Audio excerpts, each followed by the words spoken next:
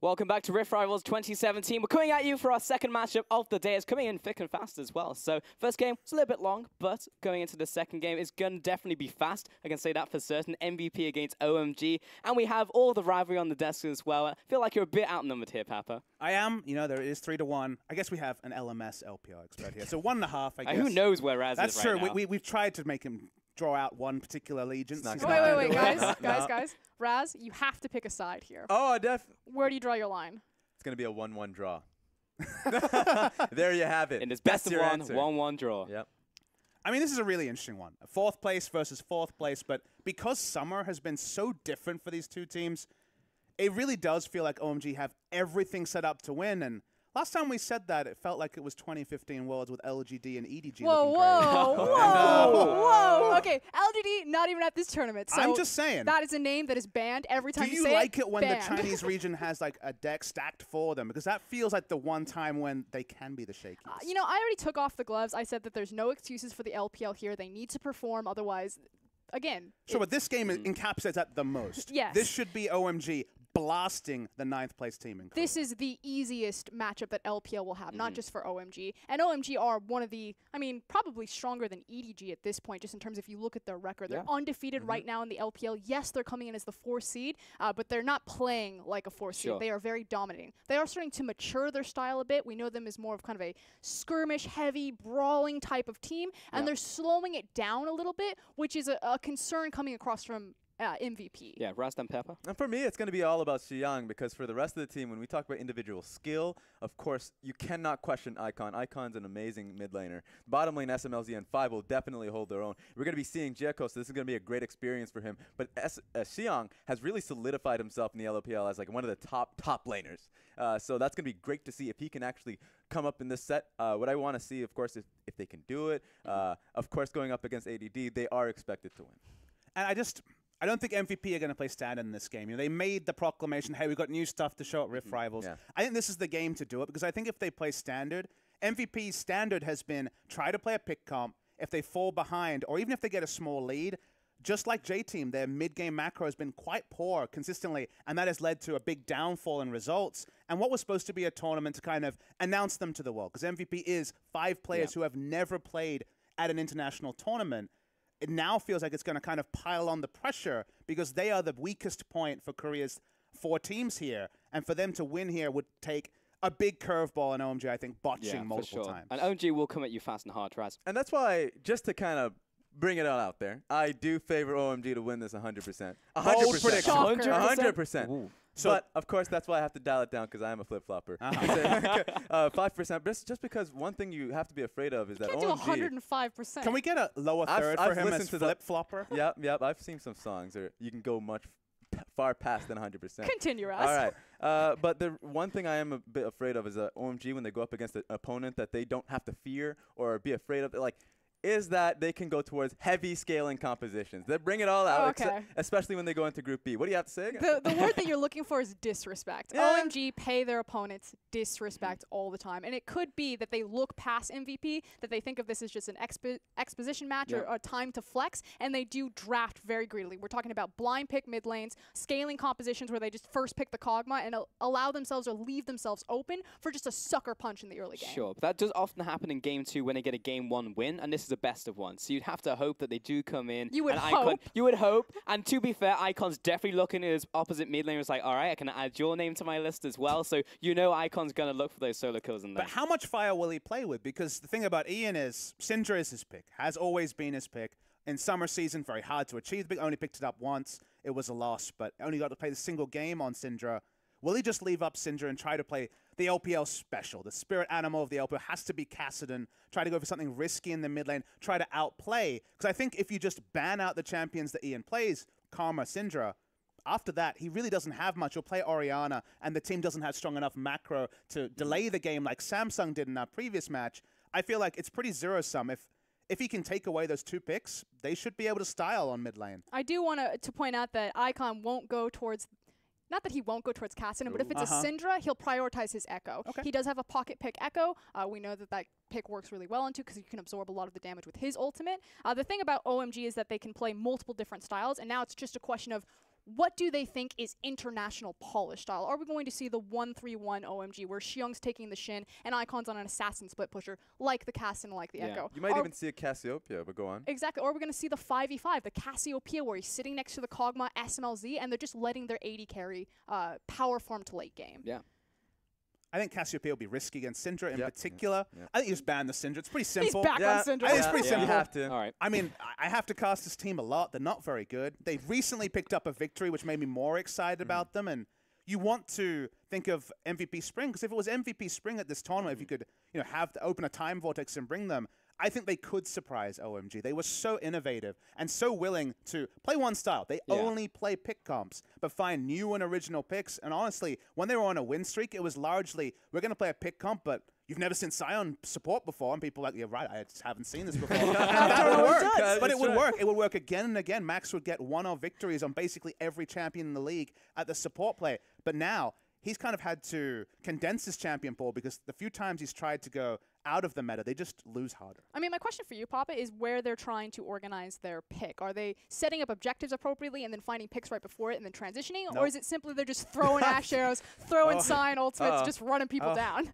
I mean, sometimes they just lose from the start and lose. Okay. They've had good early games against... You're making me feel real good about this. this. They've had good early games against SK Telecom and looked really smart. Okay, I'm feeling bad about this. And then at 20 minutes, their vision won't be a Baron, and they'll just take a fast Baron. I guess Dan Gaming would be the sort of team that would take advantage of MVP there. So the consistency has been the inconsistency. The one pick I think that has worked for them well recently is Rek'Sai. It's actually a legacy pick of Beyond's. He was the first jungler in the world to go Tiamat Rek'Sai. Last time Rek'Sai was a pick, and they picked up 2 victories in their win over BBQ with the Rek'Sai. So something like a Rek'Sai to maybe put a Band-Aid on. But the reason why Rek'Sai works well is you don't need as many wards when you have Tremor Sense. So that's happy. I mean, it seems like a lot of Kurds and maybes and actually just MVP are going to lose. Have you just completely jumped ship from Korea in this 1v1? Have you joined us? Did Have you come see back join the last dark year? side? Here's what I'll say. It's a lot better for the tournament that OMG wins here, because if MVP wins here, I mean, you're going to be shattered. Are we even going to have you on the after game segment if OMG wins? No, I might make a bit of a We'll get a detour. tactical substitution. Yeah. Bring Atlas out here. He's a great analyst.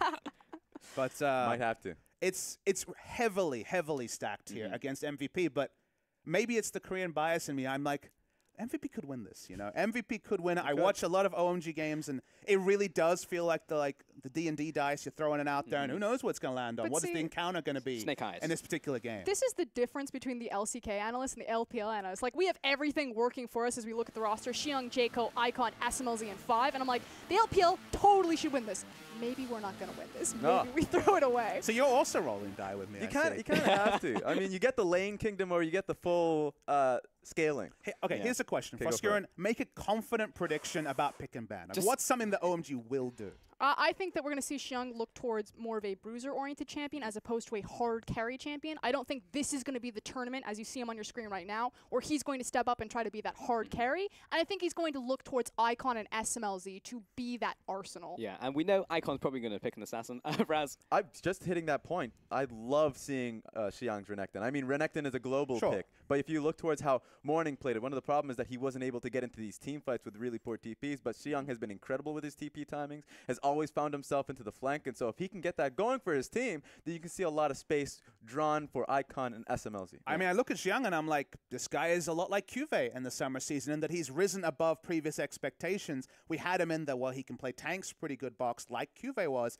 and now here he is exploding. The meta does feel like it fits players better than others at any time, and right now it's the tank fundamental players who've just expanded their way to Kled, to some of the kind of more bruiser or fighter side of the tanks, and those in-between players who have the smart teleports seem to be succeeding the most in the early summer meta. Yeah, and it's actually great to see from Xiong that he pretty much embodies the team that he's just ramped over time. It's been like a year and a half of that team ramping, and now OMG looking like not only a contender, but they have turned up to play in this one. They are 6-0. They come out of Group B undefeated out of the LPL and just looking incredible across the board. I also want to talk a little bit about SMLZ because we haven't spoken about it just yet. I personally love this guy. He never smiles despite his name. Is not smiles at all, but this guy will just destroy you. Cool as a cucumber. Yeah, we call him the marble statue down the bottom. bot lane. You're got to see like very little emotion from him as he's looking across from Maha. Champions to watch for. You can see the Caitlyn, you can see the Kog'Maw, and that third one, that really shouldn't be Varus. It should be Jhin. This is all about the hyper carries, and this is all about scaling very late game. And 7-12 especially, Jhin is back in the meta, is very much a pick. It's been less so for Maha, another one of these legacy Jhin players. Caitlyn will be banned in this game. It's Maha's go-to, and SMLZ is undefeated on its perma-ban status in Korea. So unless we have some real vintage cheese coming through from MVP, some Gouda, they're not going to be leaving open a Caitlyn for OMG to snap up. That's going to change a lot of things for OMG, because of course if they can get them that hands on the Caitlyn, they're going to have it on first pick. Kog'Maw even. So it's going to be a telling tale to see what they can even get out of the ban situation. And to go a little bit legacy with SMLZ, this guy has been around the scene for so Masters 3, baby. long. I was casting him in 2015. Pretty much. And it's just like, you look across at someone like Uzi, and their careers just went completely different directions. Uzi became the king of the AD carry, the king of the international stage in terms of international audience known to Chinese fans. What's Uzi done lately? Exactly. And it should have been SMLZ. You know, he kind of disappeared a little bit, but now he's back on the rise, and he's definitely probably top 2 AD carry in the region right now. If not the best, just flat out. Yeah, he's just put some incredible performances and has just beaten out so many people you just wouldn't expect. It's kind of crept up on you, but that's just been the story for OMG as a whole. I think then you have to look towards his sidekick in 5, because we were kind of talking about all of the pieces that needed to fit together to make OMG into this powerhouse coming out of the LPL, and the last one to fit together was the support 5. This guy was a Thresh one-trick, really didn't have a very wide champion pool. Now he's moved into the poking supports, into the tanky supports. He's got that pocket Bard, which is just sick to watch. You got an MVP on the LPL on that. I just think that he's so vastly underrated right now. So watching for playmakers in particular, Icon and 5. Yeah, 5 for me really surprised, simply because coming out of the gate he was a lane-focused dominant player. So SMLZ and 5, it would be old OMG is like, okay, do they win lane? Can they hard carry from this point forward? Can they? If they don't, then kind of unfortunate, obviously. But he's become, I would say, a leader in how the mid game works. He roams a lot more with, I would say, World 6, but now it's going to be Jericho coming up. So how he meshes with Jericho is going to be my focus. How he plays out in the mid game, because his Tom Kench is also incredible as well. So he can play the meta, but does he go back to the Thresh? And then you have Max, who is the resident mad scientist. If you had to pick a star for MVP in spring season, it would have been Max, who had all these one-offs. First player to bring out Blitzcrank, now a very staple meta pick in the spring season.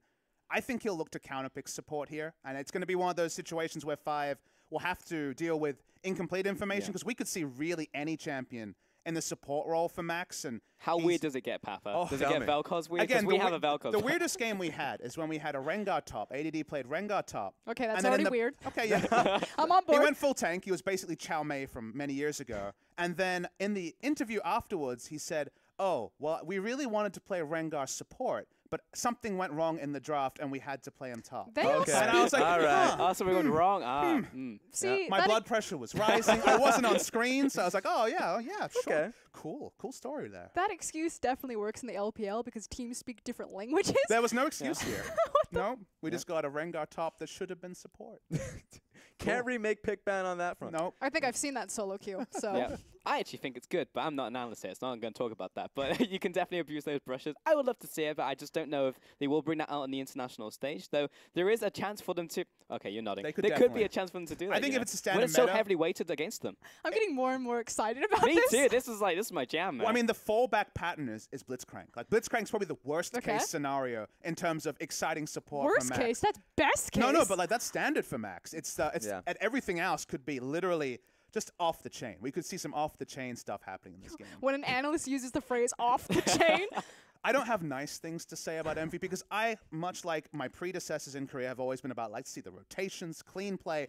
MVP doesn't do any of those things. They didn't when they were winning. They don't when they're losing, but they're entertaining to watch. This should be a fun one because OMG, they throw out the standard playbook a lot as well. So that's why I'm excited to see really a matchup where anything could happen. And it's a best of one especially, so no one's adapting here. They're just they're throwing all their dots at the board. And this is a good contrast because first game was going to be, or at least was, a very slow-paced game. No kills on the board. Just see how you can play through just sidewave pressure. Yep. And now we're gone. We're done from that one. Game 2 is going to be definitely a bloodbath. Supports are flashing on top of each other. That's what I want to see. And that's the thing about the pick ban that we're already going to get in because you mentioned the Kassadin. Do we get that? All right, so the desk very weighted towards OMG on this one. I have to feel the same myself as an LPL representative. Thank you very much, guys, for asking for us. We'll see you after this game. OMG versus MVP. I'm excited. I'm ready for this well-aged Guru coming out here. You promised me a lot, Papa. And that's the thing, is we have overpromised, but I'm optimistic we're going to see some crazy. Now, we will not be seeing the Syndra, so I wondered how respectful OMG would be about what MVP are good at, because when you see a 9th place team, some teams are just like, well, whatever, let's prepare for the next team. They are going to ban away the Syndra. The Caitlyn predictably is banned. That's actually double AD carry ban towards SMLZ, and they're definitely two very SMLZ champions. Oh yeah, 100%. And the third one, as Frost was saying, would be the Jin coming in there as well. Definitely like their scalers on OMG. SMLZ gets a lot of space on his team to just be able to get to that late game. An interesting spot where OMG are like, wait, then maybe they're not going to ban Zac. So they actually banned Zac on blue side. So clearly, Jekko hasn't necessarily been extensively preparing that for this tournament. They could have happily first picked it. Most teams in their scenario would.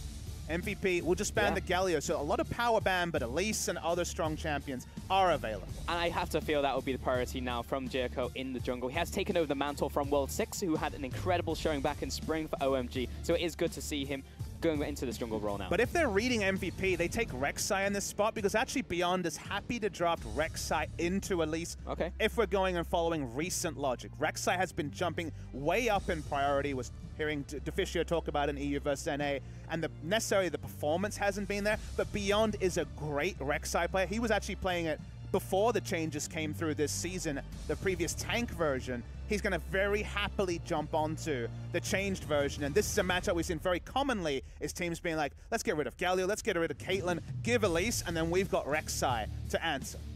There's actually something else there to bring out here for MVP. So they do lock in the Rek'Sai there, as you said, Papa. They are looking towards a potential Varus pickup as well. We actually saw this last game where Varus was locked in alongside the jungle very early, and it's going to be locked in here for MVP. It's just a Korean trend. It's also a Maha trend. He was a big Varus player when it was the lethality Varus in the spring season. He'll jump on it again. The win rate's abysmal, but understandable in a team that's only won 4 games. Most played for him at 1 and 5. The Xayah will be very fun to see. It's just a hover for now, but SMLZ has played a single Xayah game. Xayah's picked up a lot in Korea, and we will actually see Xayah and potentially the Lovers duo locked in for the LPL. 5 does have an incredible Rakan. It is something that is often banned out against him. SMLZ, as you said, only one chance on that showing, but we're actually going to have the duo locked in. And you want this if you're a fan of the fireworks, because you can draft a lot into Rakan. It is actually a sort of champion that you can be very flexible in. Gorilla, of course, drafted the return of Alistair into Rakan in a very recent week. He has very low lane presence, even with the Xayah to buff him up slightly. I know I'm building this all up, and it could just be something boring. The Braum could just be locked in, but there's certainly some latitude coming here. It's worth putting it out there, especially when you've told me Max is a player. He's the mad scientist. He can bring out anything, so I would like to see something along those lines. That being said, Renekton goes into the top lane there for ADD. We go into our second phase of bans. The problem with being a mad scientist is that when you're winning, you're the genius, right? You're like, oh, wow, Vel'Koz should have been a Rengar support. You're a genius. On the other side of the coin, when you're losing, you know, it's madness, right? It's just, well, he's just a poor player. So that the fact that he's had to kind of cement his fundamentals rather than go to the more genius picks, it feels like the insanity side has kind of been on display too much this season. Sure. Speaking of being on display, they will interestingly ban out Kassadin on the red side here from MVP. So it is a respect pick. With Peck ban over to Icon, they could have just left a counter pick to Ian, but I guess without Syndra, without some of the other standard laning matchups, it's only really been Karma and Syndra where Ian has excelled on, so they just don't want to opt into some of these interesting swing matchups like Kled and Kassadin, and they just ban both of them away. Yeah, I definitely get the Kled against Xiang, but there's still so much open for Icon. I mean, he is the quintessential assassin player in the mid lane coming out of China, so he's got way more in his wheelhouse, but if they want to take away the Kassadin, which, okay, is a big pick in the LPL right now, go for it. Thresh will be banned away against Max here. It looks like they may just prioritize Max's pick. Right now, it's going to be Zyra. Well, we reached for it. We didn't get it. Will not be crazy support. It's going to go focus on laning. Sort of lane that Xayah, and specifically the Rakan, can be very excited about, because you suddenly see both the Varus and the Zyra will be at the same point in a team fight.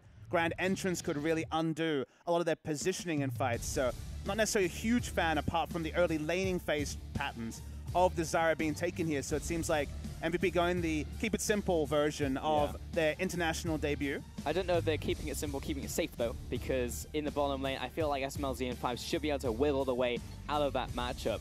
And that's always just what happens with OMG games. You know, the jungle, mid lane will open up space for that bottom lane to get bigger and bigger, and then you have the big late game threat coming in from SMLZ. At the same time, we are looking for a mid lane pick now.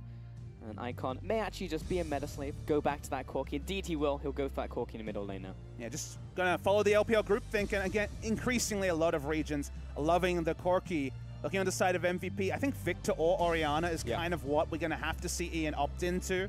Victor does very well against double AD in team fights if he can just walk in out of a control ward and burst down someone, but Orianna has been the most picked this season for Ian, yet to find a victory on it domestically. It used to be his blind pick next to the Syndra in spring season. They'll just lock it in, and it is standard MVP. Almost the curveball here is how standard it is from MVP, and I know that doesn't necessarily mean we're going to see the explosive blitzcrank, but MVP are trying to battle standard against a team that, especially in their performance in the LPL, has been considerably more consistent.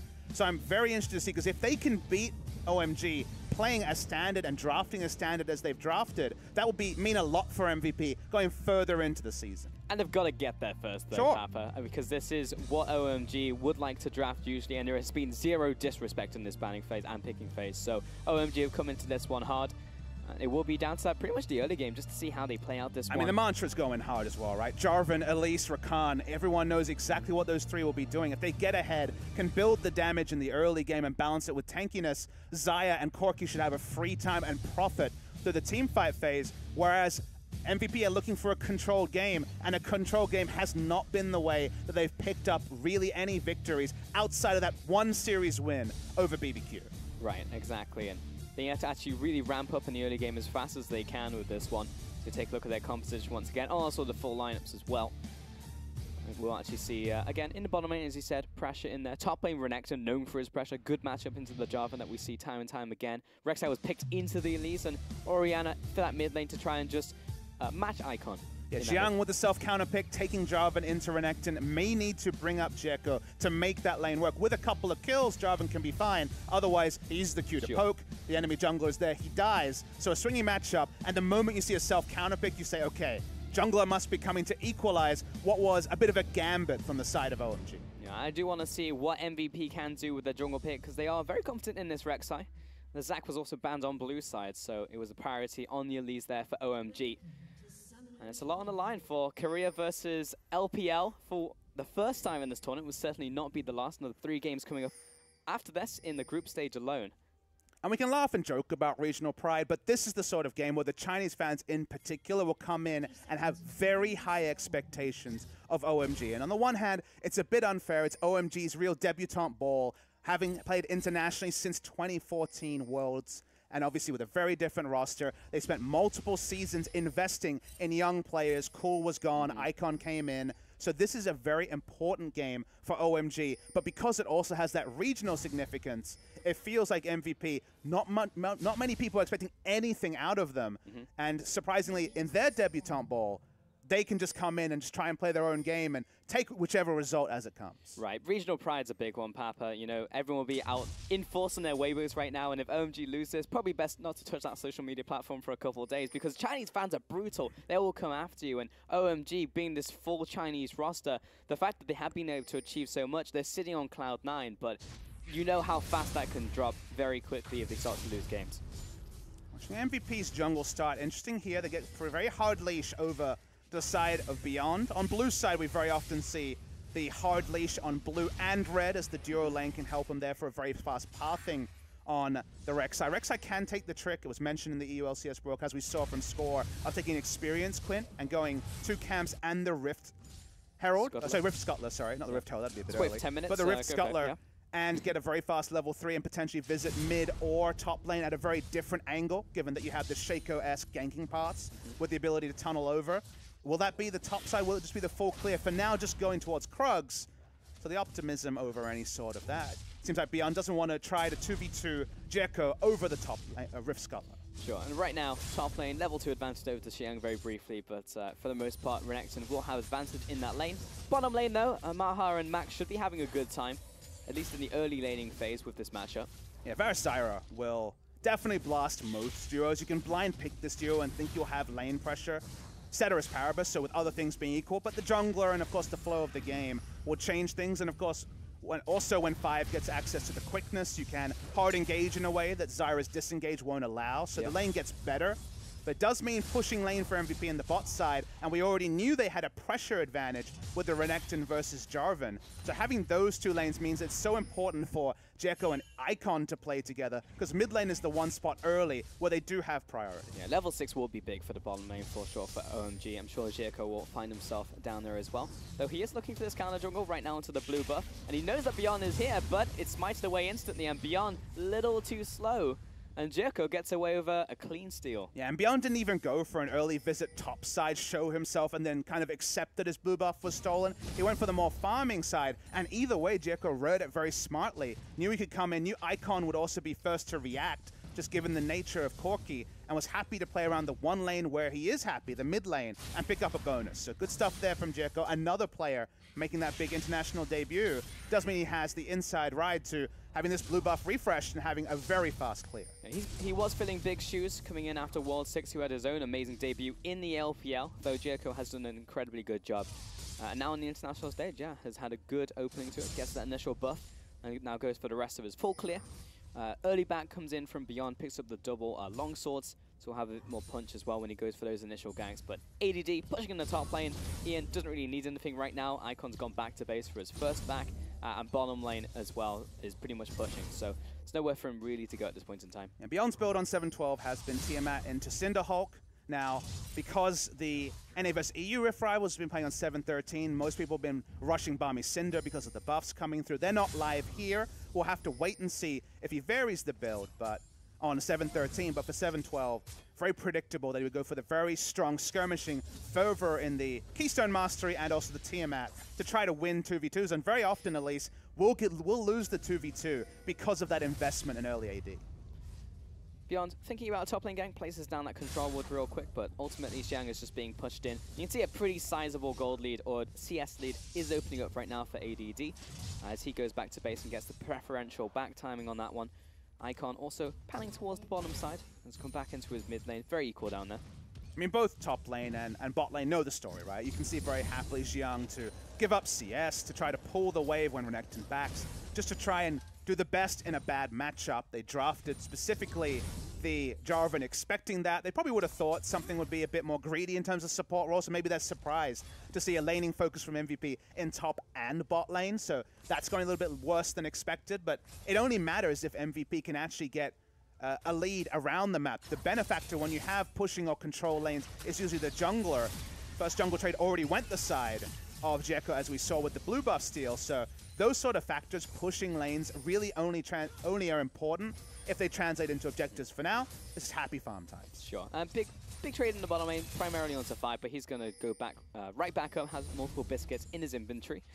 Double team that's now picked up from MVP. One in the bot lane as Beyond is looking for this gang. SMLZ may have to burn one of his summoners. Depends if Beyond comes in here, which he does. Comes in with the knockup as well. Maha also comes down. Back. And a lot of damage onto SLZ. That's going to be first blood. Huge damage from the Furious Bite. But Jericho not going to let this one slide. Lands the cocoon, but a heal comes up from MVP. Finds that one summoner. And it doesn't look like it will be the kill from here, as Max should be able to saunter away from this one. He did a really good job of body blocking there to stop there being an easy answering kill. Icon will try to poke around. Not the most mana. If he does Valkyrie in, it's only going to be a phosphorus bomb and maybe one rocket. He has been spotted by Beyond. I mean, definitely been spotted now. Places down the ultimate, or the big damage from the rockets. Again, 5 going very deep on this one. Jericho wants to get a ring, try and find him, but does get the kill onto Maha. Max looks to go down as well, and Icon with another kill. Jericho turns around, lands the cocoon for the minion wave, dodges the Prey Seeker. They're gonna have to execute. Will have to execute now, but it could just be the simple triple kill now for Beyond. Has to walk into it. You know someone's going to get it, and a triple kill to Beyond to start off the game. Thor 4-0. And that was just so greedy from the side of OMG. Predictable. If you're someone who's watched OMG games, they did not take liberties in the draft, but in the game, they went for a super aggressive tower dive that they didn't need. They could just zone MVP away from CS, take the small advantage in CS, which already was being won by SMLZ, but now that doesn't matter because Beyond is what?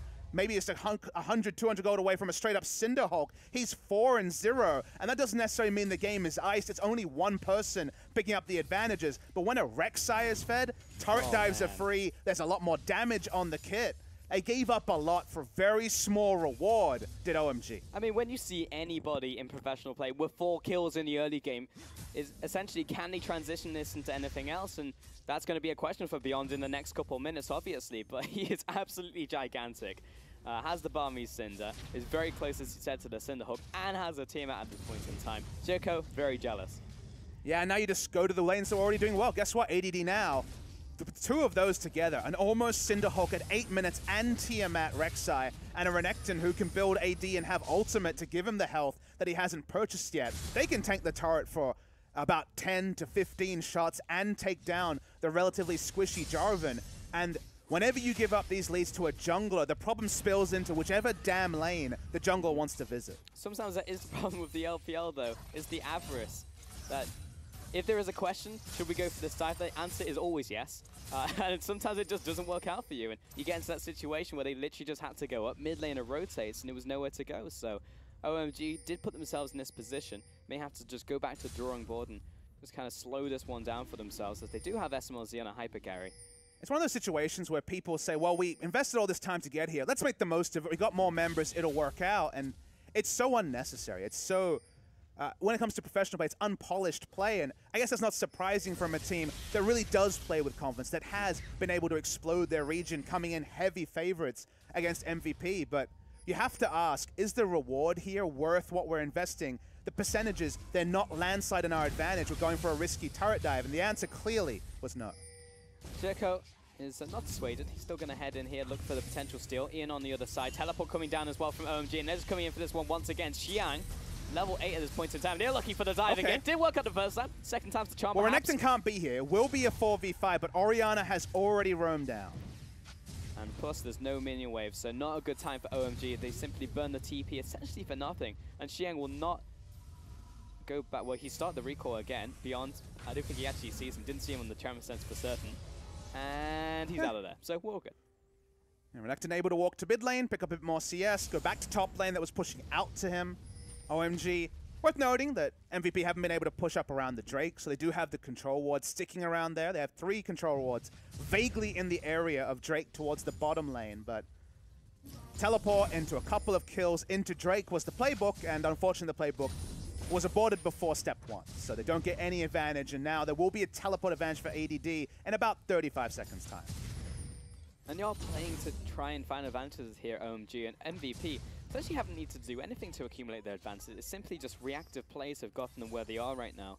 Looking Samsung-esque, our MVP with a draft like this, and certainly not Samsung-esque in the LCK, but you look at the draft like this, sure they do have some pressure, but they seem to be happy to give up small advantages. OMG win at 1 item, because then we'll see the core Trinity Force. Sure. They probably win in the late game because they can close distance, but if MVP can stay up in gold, around 5,000 gold up, not die during the quickness and grand entrance initiation during, of course, the Jarvan Cataclysm as well. If they have the HP and statistics to turn around those fights, then things look really good for MVP. Oh yeah, we have a bit of a wombo here from OMG, which if they fall too far behind, whereas they might here, Xiang nice flash! Mid-air in the Flying Dragon, he's put in place. Max doesn't even chime in there for the assist. The 2-man squad, ADD and Beyond finding that kill. And Beyond's running towards the Legendary. It's 5-0 already in this game, 3 away from that Legendary. They also rotate their dual lane up. It's going to be, with the Deadly Plumage, a quite difficult race for the first brick. Might go the way of OMG.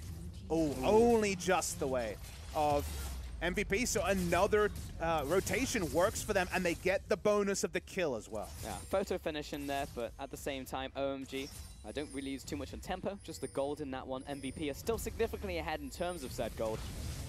Well, Rift Herald tempo is something MVP will have, but is a risk now that Corki has already shown himself in the area, and soon Elise will, so won't get the bonus objective in this particular area.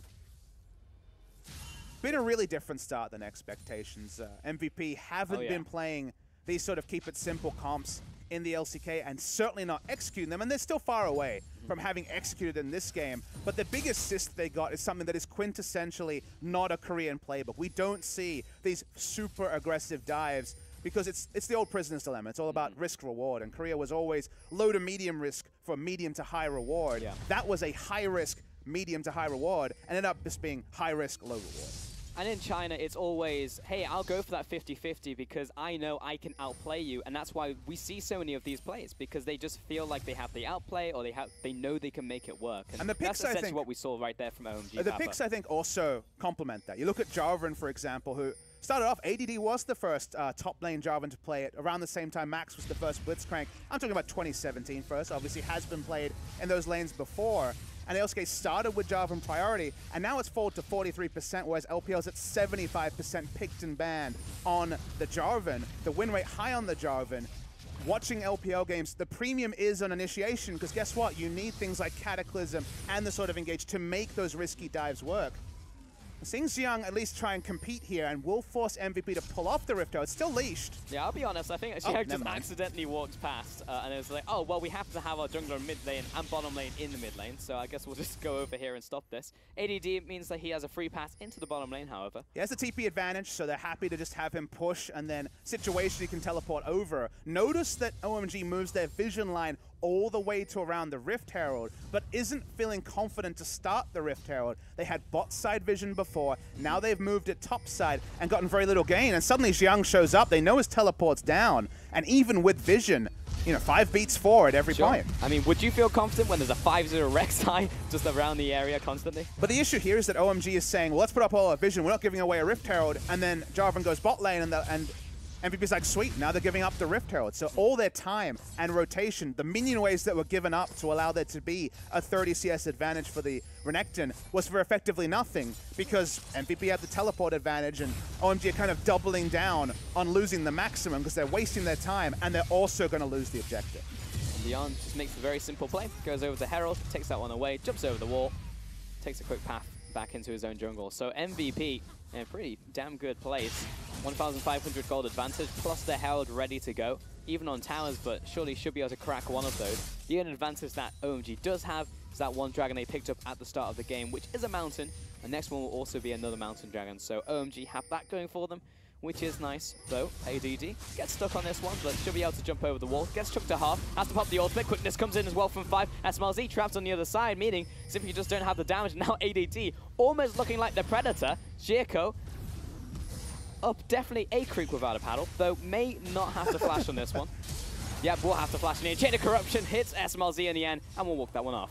The items are still good for OMG, it's worth knowing, is that the itemization, even though MVP's winning these trades, has gold leads, it's almost an Infinity Edge. For Maho's going Infinity Edge first on the Varus, only Morellonomicon. Sure, Beyond is decked out, but still MVP aren't going to win 5v5s very reliably. So for them to be able to trade flashes, for them to still be inching forward in this scenario, all is definitely not lost for OMG, and SMLZ is farming up a Storm. Has already the first item towards the 3-item build with the Rapid Fire Cannon and the Infinity Edge. So it's still MVP doing well, but there's no free objectives for MVP unless there are scenarios like we saw where they run OMG around the map and then OMG can't contest. If it is a true 5v5, let's run at each other, you'd still probably put your eggs in OMG's basket at this point in the game. Yeah, if you were a betting man for certain. However, Dragon is starting in 1 minute from now. MVP. If they do contest that, there's a chance for OMG maybe to take that fight, as they have hit multiple item power spikes. 1.5 items on SMLZ. Trinity Force, of course, over to Icon.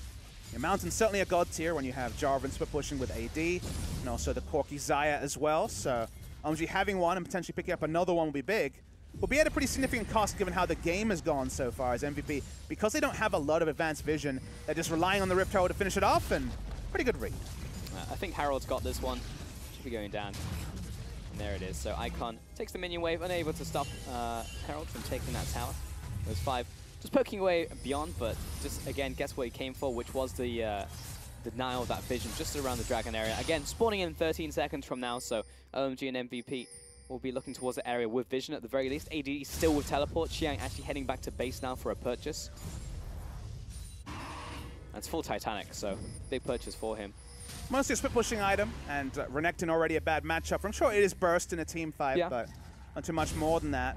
MVP denying over a Mountain Drake is what they're looking for, beyond patrolling, still with all the kills for his team. As the control ward comes down, OMG don't really have vision of this either. As they place down a ward here in Pixel Brush. AD's looking for the teleport. It's a very deep one without home guard, so he'll take a while to get there. That's true, but Icon is split from the team here. OMG got this pincer move. Beyond but again, can keep there's leashing another it. pincer coming in from ADD on the backside. Quickness used, locks him in place, taking a lot of damage onto this tank already, but Five will have to jump away from this one. Zirko goes down, and Icon trying to do the damage from the bottom side. Return kill onto Ian. Beyond, flash, knock-up, coming onto SMLZ. He comes in with his own ult spin, but he quickly goes down. Meanwhile, Max training off into the side, and ADD, 1v1, not gonna happen. Icon puts him 6 feet under, and that will be 4 kills over to OMG. And now the misread is on the side of MVP with a very deep teleport. OMG, with their high damage, can turn onto the Renekton, get him low. The Shockwave only hits 5 after the repel coming through from the Elise. And now they're going to have to give up objectives of their own. There's the big turnaround for OMG as MVP.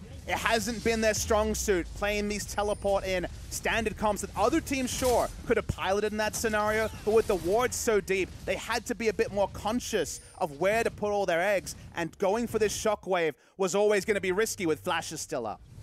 With the CP coming in, it did look good for a while, especially getting that kill into SMLZ, but in the end, with the Dragon resetting, just didn't pan out for MVP in the end. And Beyond walks in, planted the wall. Takes a lot of free damage, and they get a single-man Shockwave, which where the items are at isn't really packing a lot of punch early. And sure, Zirko goes down, but then Orianna is dead. Then they're fighting in terrain where they don't have vision. The control ward is there. Only thing that MVP had was the teleport ward they put down earlier, and the cleanup is super clean from the side of OMG's. SMLZ almost took the trade kill. No trade kill coming through, and this will be a second Mountain Drake over to the side of OMG. And in the space of, what, less than 2 minutes, probably like 90 seconds, OMG not only pick up multiple kills, even up the kill total, take the second Dragon of the game, and are now ahead in gold. And OMG, it looks like they were never behind in the first place. Icon trading off with ADD in the top side, doing a lot of damage in fact, chasing after the Renekton in the 1v1. He goes down to Harper's Beyond, here for backup. Can't say I'm surprised about MVP. I wish I could have higher expectations, but you bring me here when I've watched all the games and cast most of the games and seen some of the consistent problems they have had in trying to make decisions in the mid game. Early game has from time to time, just like in this game, been pretty damn clean from MVP, but you can always pencil in a catastrophic mistake. And in this case, the catastrophic mistake gets SMLZ to 2 items, helps some of the bridging itemization for Icon as well. And ADD and the rest of MVP are still coming together. It's only an Infinity Edge for Maha, and outside of a chance crit, Infinity Edge Varus is pretty much a Maha-only build. You can understand it with Caitlyn, you get the right headshot and a crit and you're feeling great. But with Varus, it situationally is burst, but reliably doesn't give very much. It does beg the question, though, coming into not only the group stage, but the rest of the tournament from MVP, if they continue this style, then who do they actually take on? Who can they pick up wins for? Whereas maybe if they do go the mad scientist route and pick a couple cheesy picks here and there and just trying to find those best-of-1 wins, which they do have another chance, maybe that's the way they play this one out. Honestly, it depends what their priority is. We see the setup around the mid lane turret. Is their priority to show they're a good team, or is their priority to be a vital cog in the victory of Team Korea? It's very hard to read a scenario like that. Are they happy to just try to be the wildcard team and end up effectively being carried by 3 of the best teams in the world? Or are they saying, we're going to play standard, and hey, we're good as well. We were 4th in spring. We've had a bit of a shocking start to summer, but we're a good, solid team. It seems to be with a draft like this, they're more focused on making an impression for themselves, on going more fans and saying, look, we can play reliable League of Legends and beat OMG's best, one of China's best teams. Yeah. And that is something that, with how good OMG are, specifically their carry players, I think that's beyond where MVP is right now. It's respectable, but you don't have to be like everyone else to be cool. You know, you can do your That was own MVP thing. in You spring. can do your own style. They knew that, but they've taken off that face. They were goths in spring. They've stopped now. Now they're wearing their suits. Now they're trying to be standard. Man, you can be a goth for a whole lifetime. You don't need to just be the teenage phase. You're not a goth. No, I'm not, but I'm just... I know you went introspective there. Just calm down, I'm just saying. You're wearing a suit now. You're getting there. You can be what you want to be, all right? Don't let Papa Smithy put you down. How many zips are you wearing today, not many. Actually, 0. Oh, wait, no, 2. And only 1 belt. Look, I'm confident that you know who you are, Pulse, but I'm not confident that MVP knows who they are. And that's a problem. I just want them to discover what's on the inside, because that's very beautiful, I think. Well, I mean, this game maybe it's otherwise. Yeah, maybe. True that. Look, it's not over. No, the gold lead is there. OMG know what they want to do. Park the Corki in top lane. If he's trading farm with Varus, not too unhappy with that. They're starting to inch together some wards. They don't have the most forward vision, and OMG, if I've watched enough of their games, could just start off Baron, and yep, here we go. All right, classic. That is Baroning. This is the LPL. The LPL special. I mean, Max is going back to Max base. is thinking they're not going to do this, but this is OMG. They certainly are. It's like, oh, now I have an inkling that maybe I should ward this one. Oh, I spotted this one for Very sure. Quickness nice. over the wall. And that will go over to Icon on that one. 5 makes it back alive over to his team. Baron over to OMG. And the big outplay is 5 interrupting Beyond when the Baron's in smite range. Beyond was right there, competitive in level, could have gotten the steal, wasn't able to. Very big moment by 5 to deny the smite, and that does vindicate with the double Mountain Drake, OMG, and guess what? MVP with double Mountain against them around 20 minutes. They let the Baron vision go down, and we've seen it before. It's an old story, but it's a reliable one. And suddenly, the advantages are stacked for OMG. And a near 20-minute Baron, 23 minutes on that one, and OMG say, Dan Gaming, send their regards. And they go back to base. They have a Baron ready to push in all these lanes, and MVP firmly on the back foot. I mean, that's been what's propelled Dan Gaming, who, of course, are not at this tournament, to the top of the standings, is a better understanding of Baron vision than any other team in China. That's someone to learn for. So I'm glad that OMG looked lateral, took some of the best playbook that has worked for one of their rivals and put it to good use. Very good Baron setup there. Max's first thought was, well, I can't get vision here, so I need to back and get more wards rather than try to make a play around it. And then it ended up costing MVP Baron like it did against SK Telecom T1. Right now, sitting in this mid lane, you've got OMG knocking on the front door, and MVP do not want any of what OMG is selling Well, they have right to now. respect the initiation. They don't have Flash on 5 anymore, but Xiang can go in at any point, so they just give up free objectives. Orianna was bot lane trying to clear against Corki, so they give up more, and OMG can just back away.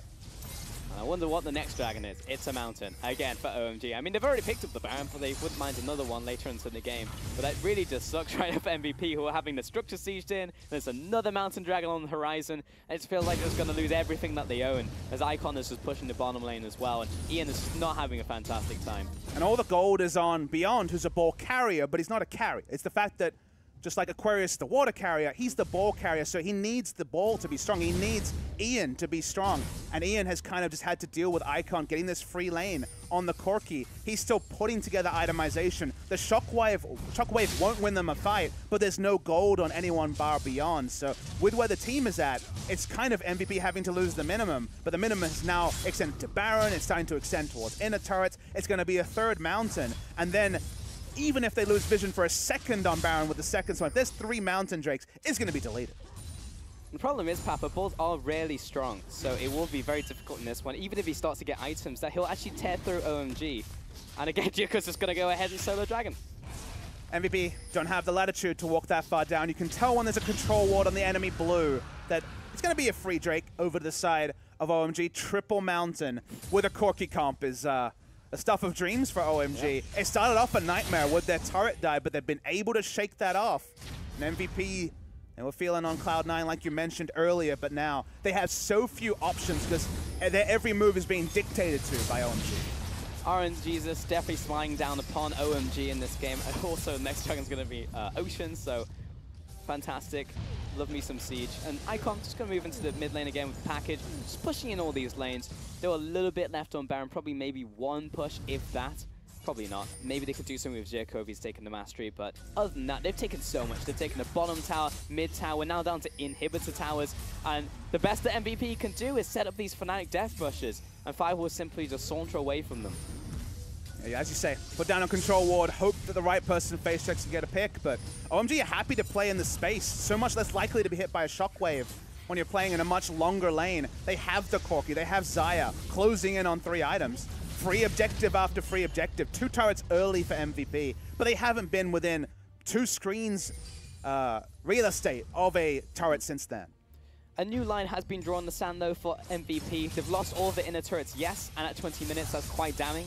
But they still have this line here with the inhibitor line, so perhaps they can hold it here. But with none of the gold being on any of the carries outside of their front line Beyond, it does seem like a pipe dream. I mean, you sub in 3 Ocean Drakes for 3 Mountains, and you're like, okay, you know, the easy objectives are gone. That's a very standard color point. The easy objectives are gone. Now they have to dive. Maybe they don't want to dive, or now they're going to have to really significantly out-rotate. But when there's 3 mountains, you can just have Corki starting to snipe away at an inhibitor turret in bottom lane while 2 people rush down the Baron. They do so much Baron damage with even just Elise, Jarvan, and Desire that they don't need more than 3 members to take the Baron with 3 Mountain Drakes. And that means that the holding pattern play from MVP, Beyond might not even be able to get in Tremorsense vision of the Baron, because for now, every brush is a death brush compared to MVP, who have to have a brush so close to their base to make anything happen. And if you cover the name tags here, Papa, and you say, all right, right now it's just a Korean team on this side, do you say that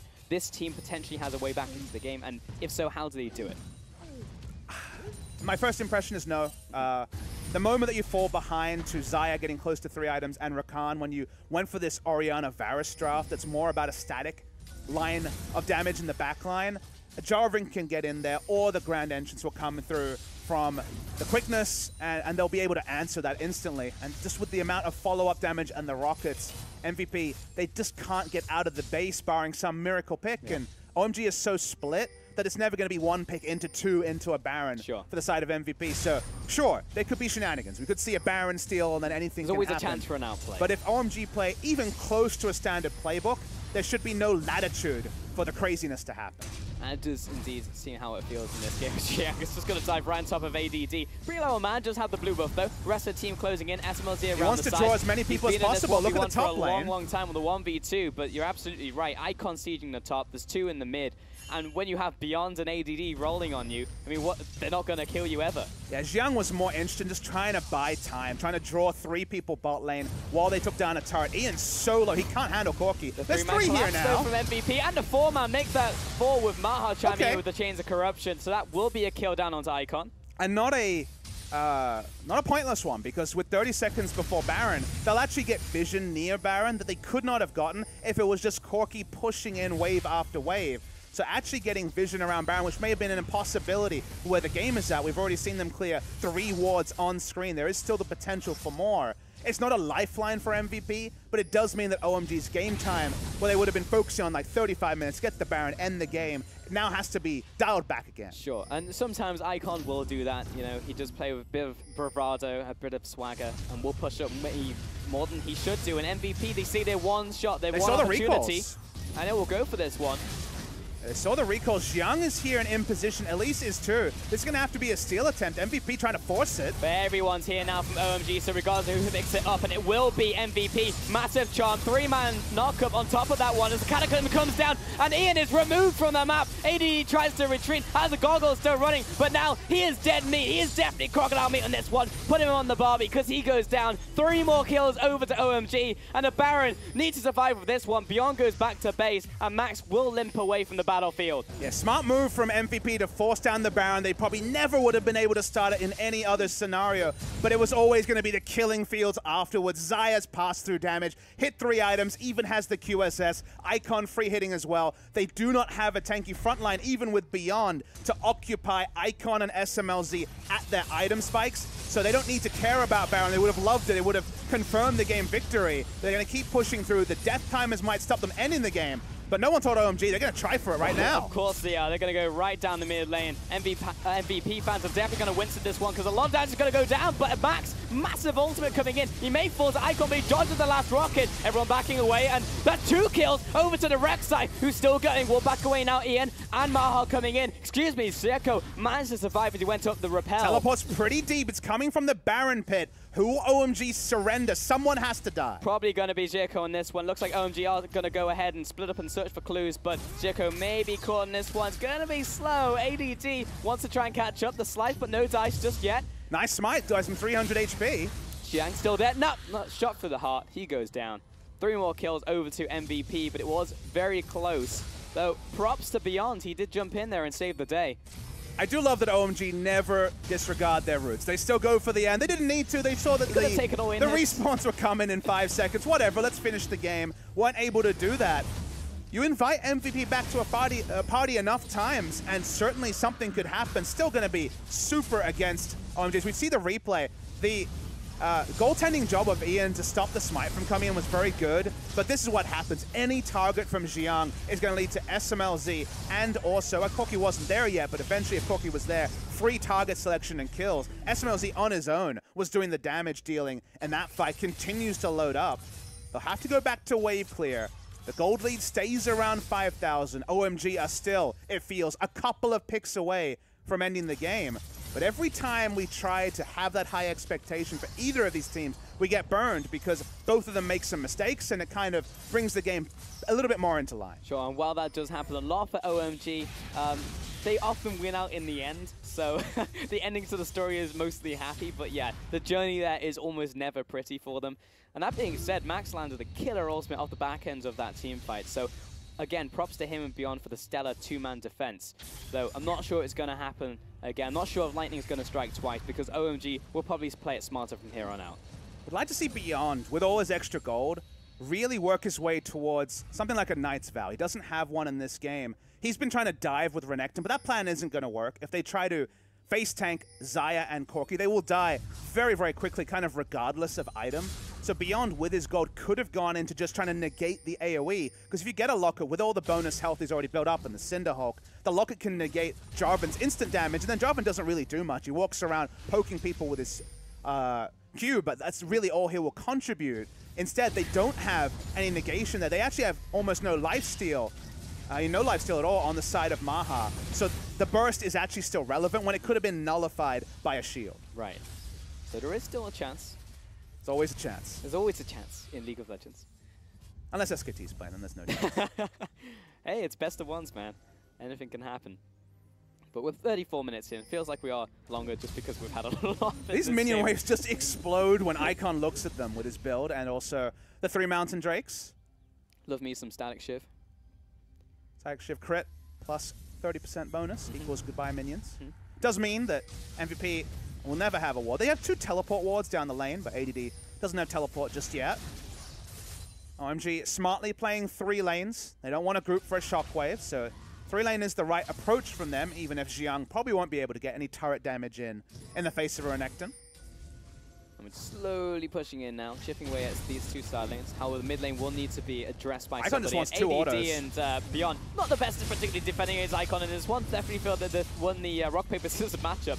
Beyond will have to back away. Flag drag doesn't quite connect. ADD tries to jump on top, gets the stun as well. Looking for the shockwave and takes out Icon where he stands in his 1 versus 3. Xiang trying to get to the rest of his team. He's got the Guardian Angel running. Maha locks him down. He goes down once and will probably come back and go down a final time as he does flag and drag over the wall. Beyond looks for the chase, but Xiang may have opened up enough distance. Icon playing on the razor's edge, so unnecessary. Dies with both summoners up on Corki, who disrespect flashed at any moment, but disrespect is his middle name, and it costs him in this case. Is it just going to be time delay, or is it the Orianna piecing together a better and better item build? It is very much the cheap 3 items from him, but enough to be relevant when Icon just stands up and salutes as the shockwave takes him down. It's starting to get there, Papa. With those 2 more kills over to MVP, plus the Baron on the horizon. I mean, OMG, to be fair, will be up when the objective spawns, but they cannot sacrifice any more kills. And this is allowing MVP time in this game that they shouldn't otherwise have. And it's just that weird scenario where MVP, they can't get wards out. So they don't know what the lane assignments are. They see Corki and like, oh crap, we've got 2 melee champions going to take the turret for free. And that could have been a freebie. And it was a freebie gotten by all the smart play from OMG. Their rotations, the kills and the lead that they got, but then Icon just kind of throws everything around that by not just flashing at any point, healing at any point. Instead, just kind of accepts that there's going to be a team fight loss, and that's the part where you're like, okay, OMG, you're doing the right thing, just tighten it, just, you know, get those rough edges and smooth them a little bit, and then your game plan is smart, then your game plan is a winning one even on the world stage. Against an opposition like MVP, this game should already be over, and yet we had the heroic defense first at the Nexus, now the heroic defense at the top lane inhibitor. There's 3 inhibitors up. When you have a Corki this far ahead, a Xayah who can go and no one can answer her on the other side, there should never be a case where this game might just be decided by a Baron buff. I mean, I agree with you. You know, the defenses were heroic. The plays that have been made from MVP were great, but it was always started with OMG moving to them, moving in their direction, this is smart again. them being reactive. Icon, even with Baron spawning, walks up. What's Renekton to do? It will take a free inhibitor turret. It won't be an inhibitor, so it won't be something that actually cements them with the Baron. Baron spawning just now. Already a control ward on it, but beyond can have the budget vision control. He has the tremor sense to help out here. They don't want to give away a free Baron. That would decide the game. But it is tough for MVP because if they get caught sleeping for a mere couple of seconds, OMG have triple Mountain Dragons, so they will tear through this objective. And MVP needs to be constantly on the lookout for this as they are placing down plants over the wall just to get vision. Now, they look like they'll have to draw Maha. Maha's really caught in no man's land. He knows that Renekton can do nothing in the face of Corki, but Renekton has teleport. That's how lane assignments work. So he's caught between, can I get a pick on the Corki, or do I need to be around Baron? Actually saw assist pings onto Maha, so Icon predictably looked to collapse on him. He's not in position, but the Baron is deleted. But MVP has spotted this one. It's going to come down to a steal if they can get it. But again, 5 with a deny on Ian. And everybody on the opposite side of the wall, they just could not get the steal to happen. Zirko with the smite. Really nice stuff from 5. Knows his role around Baron. That's not something you can say about every support in the LCK, and certainly not in China either. But his ability to deny any sort of steal from beyond 2 times in a row is what allows what was a pretty brute force decision from OMG. Not playing the map, just trusting in their support. That trust so far is well founded, and it could be a double objective take as they now have the inside track to the Elder Dragon as well. MVP's chances to come back into this game again are dwindling. Top lane is pushing in favor of OMG, and MVP do not look like they're mobilized to try and contest this. It's clear the call has been made. Go back to base. We're not going to contest this one. We'll fight them at the breach. We'll try and take them at the Nexus. But OMG, they'll play it safe. They'll go back to base, pick up all the items, and now what is nearly the 10,000 gold Horizon lead. It just seems very difficult now for MVP. Though, I have said that like 5 times this game, and it picked up kills. It feels like the soundboard could have been enacted for the past 15 minutes of it. Looks very tricky, and I don't know how they'd come back in, and they have, because there's been disrespectful plays by OMG. They now have both buffs right. They both have huge item spikes on their champions, but if Icon has already shown he can die with everything up, is QSS and both summoners enough to save him? Probably. But somehow we're still not sure, Pulse. No, we're 39 minutes in and definitely, I don't know, 19 minutes more than we should have had in this game, but we've been blessed by MVP holding on. Bottom wave being shoved in, mid inhib goes down. 5 still wailing away at this one along with his SMLZ, his AD carry.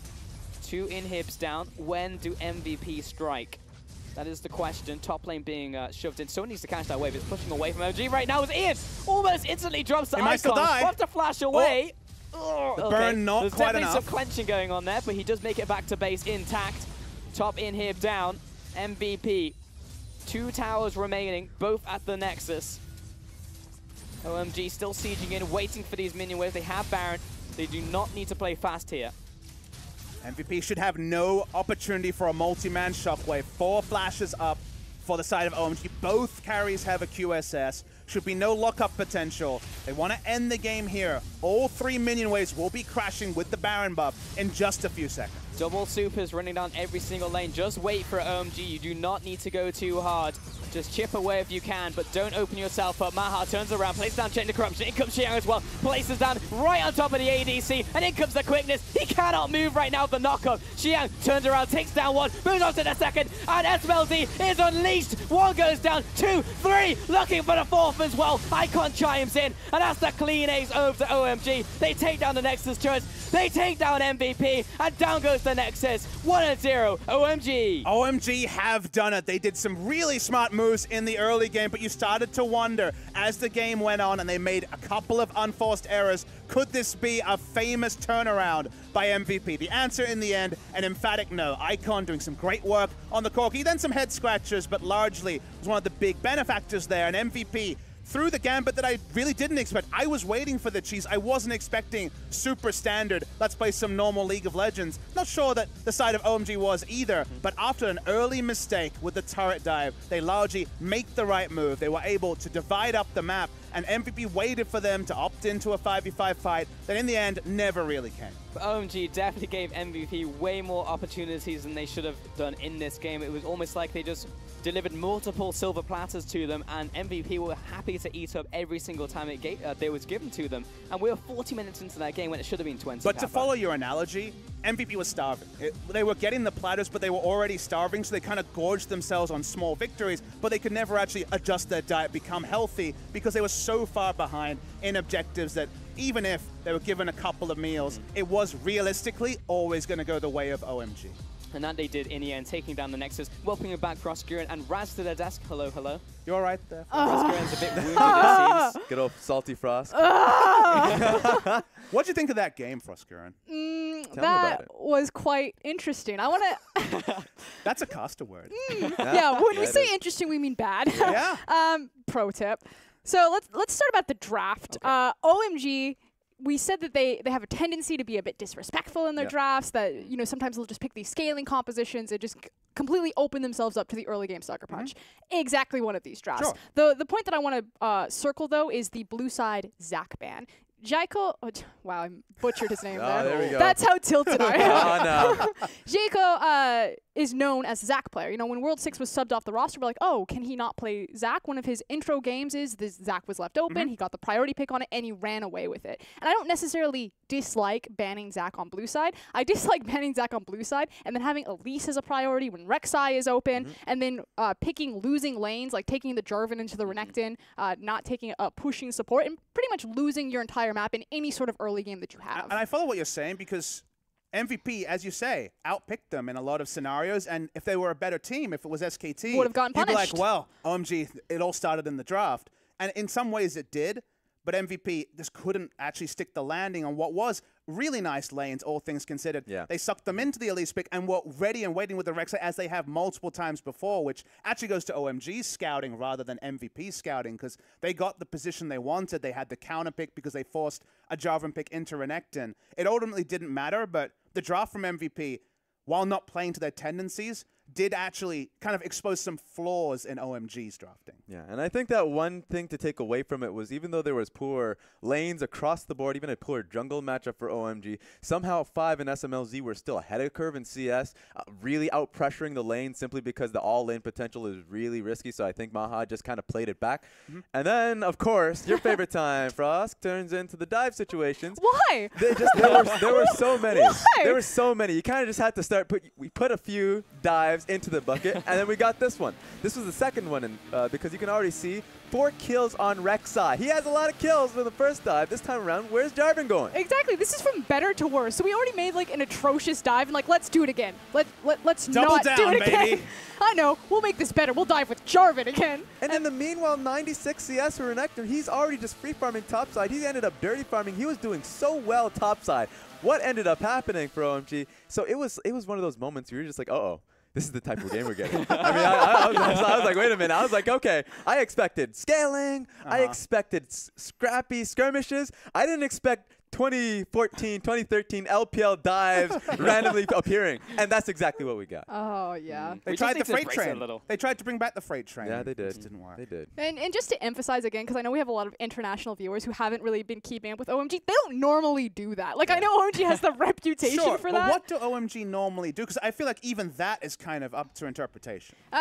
That's, I guess, fair. They are inconsistent. What they do is disrespect. We saw that multiple times from Icon, you know, overreaching the top lane, giving away free kills, giving away tempo advantage on Barons, looking for greedy drafts like that. That's 100% normally what OMG do. But just randomly look for really foolish dives, that's not really their MO. And what is their MO is when they do get to the mid game, when they do get to the late game, when you saw the damage coming out of Xayah and you saw the damage coming out of Corki, and they were able to play those team fights so damn well. And so that just comes into the next replay, where OMG felt like their backs were against the wall. And the TP comes in pretty deep. You're like, uh-oh, OMG.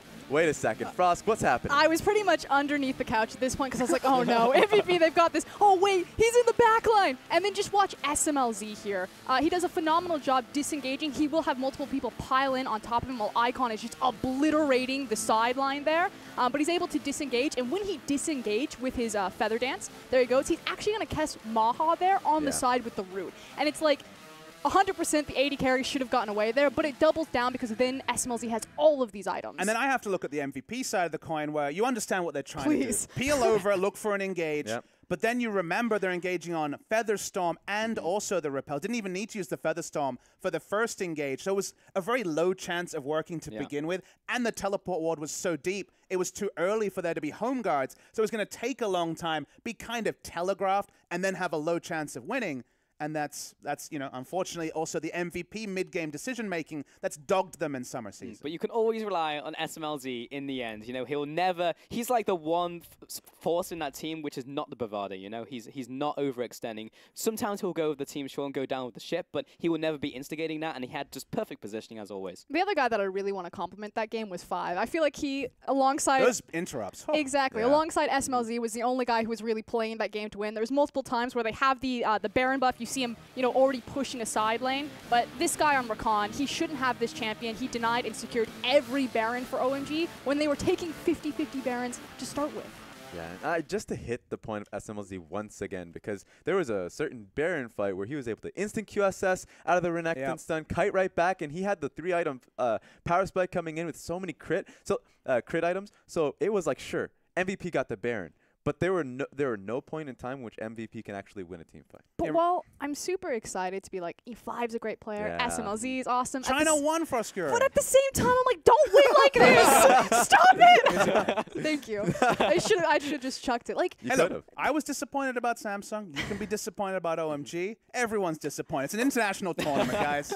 But they still picked up the win. They still won. Don't worry about it. It's fine. We got it there in the end. And that was the hard match for them, you know, because now it's Machi 17, obviously 7th place right now in LMS. So theoretically, OMG did their job. Okay, that feels pretty good. Key player is going to be 5 coming in here with a 14 assists. More on those plays more than anything else, blocking out the jungle of the Baron pit over and over and over again. And 5 has just, as not only in the LPL, but also now on the international stage, has proven what he's got. Yeah, 5 was incredible. And we already mentioned those Baron situations where he was constantly denying the jungle smite by just jumping right in. He recognizes his role time and time again. So he was a major winning point for this. And knowing your role around the Baron when you're trying to fast force it is not something that's that common. A lot of teams butcher these situations. The Baron throws have been a meme for so many seasons. So for him to know his role twice against a team like MVP that often roll the dice and look for Baron steals was really heartening to see. And his execution, it's not that easy to predict how a Rek'Sai is going to get into the pit, and 2 out of 2 times, he did the perfect job. And this is also why OMG do sit so high on the standings, because they have someone like 5 who understands how to secure those objectives in a region that is so Baron obsessed that really lacks in terms of its vision maturity there. So